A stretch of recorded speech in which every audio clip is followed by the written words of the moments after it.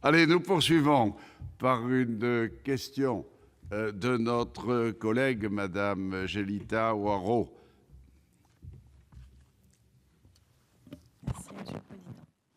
Monsieur le Président, Monsieur le Ministre, mes chers collègues, le pire malheur qu'un peuple puisse subir dans son histoire, c'est l'exil forcé hors de sa terre natale, la déportation imposée par une puissance étrangère. C'est le sort qu'a connu le peuple chagossien. Sa terre natale, c'est l'archipel des Chagos, en plein cœur de l'océan Indien.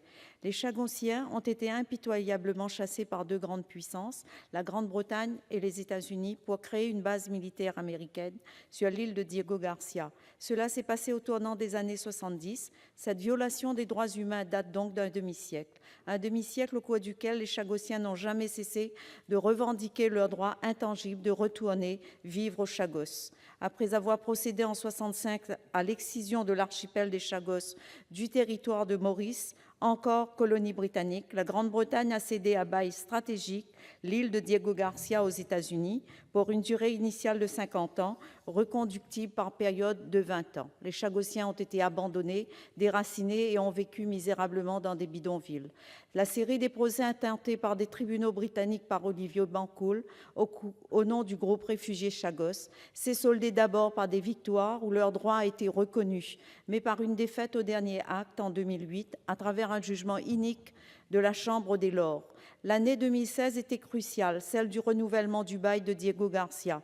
Le gouvernement de Londres avait laissé l'espoir d'un avenant au bail permettant une réinstallation maîtrisée des Chagossiens aux Chagos. Il avait même commandé une étude de faisabilité sur les conditions du retour, étude qui a conclu positivement. Par ailleurs, Mme Theresa May s'était engagée en octobre 2016, à la veille de l'Assemblée générale de l'ONU, à ouvrir la négociation avec Maurice et les Chagossiens. Mais, au mépris de ces engagements, le 16 novembre dernier, Londres a brutalement opposé un non définitif à la revendication légitime des Chagossiens. Le bail liant la Grande-Bretagne aux États-Unis a été renouvelé sans saisir l'occasion historique de réparer le crime. La lutte des Chagossiens n'est pas brisée, ils crient leur révolte et leur souffrance. Ce cri concerne toutes les personnes éprises de justice et de paix, à commencer par le gouvernement français, dont la valeur affirmée au plus haut a toujours été celle de la liberté des peuples. D'où ma question, Monsieur le Ministre. Le gouvernement sera-t-il décidé, au vu de cette douloureuse histoire, à défendre la cause chagossienne auprès de Londres comme de Washington, en plaidant sur la seule réparation à la hauteur du mal commis, le retour effectif des Chagossiens aux Chagos? Merci. La parole est à Monsieur le ministre Harlem Désir. Merci, Monsieur le Président. Madame la sénatrice Jélita Waro, Madame la sénatrice, vous m'interrogez aujourd'hui sur l'archipel des Chagos et plus précisément sur la situation des Chagossiens. Je voudrais tout d'abord apporter quelques précisions sur ce différend qui oppose le Royaume-Uni et la République de Maurice et sur lequel le gouvernement français ne saurait prendre position. Le gouvernement mauricien revendique cet archipel de l'océan Indien dont la population a été déplacée, vous l'avez rappelé, entre 1965 et 1973. Loué par le Royaume-Uni aux États-Unis, Diego Garcia, la principale île des Chagos, est devenue une base militaire américaine. Depuis leur départ forcé, les Chagossiens, estimés à 9000 personnes, vivent principalement à Maurice, aux Seychelles et au Royaume-Uni. Soyez assurée, Madame la sénatrice, que la France n'est pas indifférente au sort des Chagossiens. Après plus de 40 ans d'exil, les Chagossiens et leurs descendants continuent de rencontrer des difficultés d'insertion économique et sociale.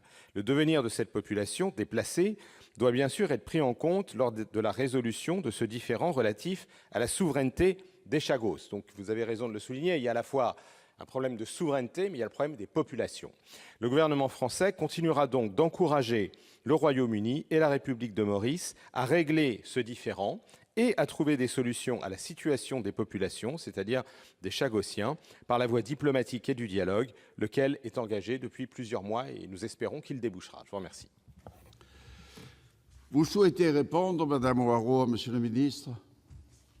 Très rapidement, Monsieur le Président, je vais dire merci à Monsieur le ministre.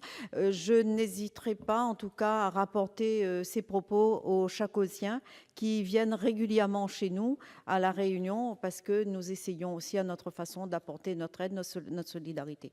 Donc je ne manquerai pas à leur apporter ce que vous m'aviez dit là. Merci.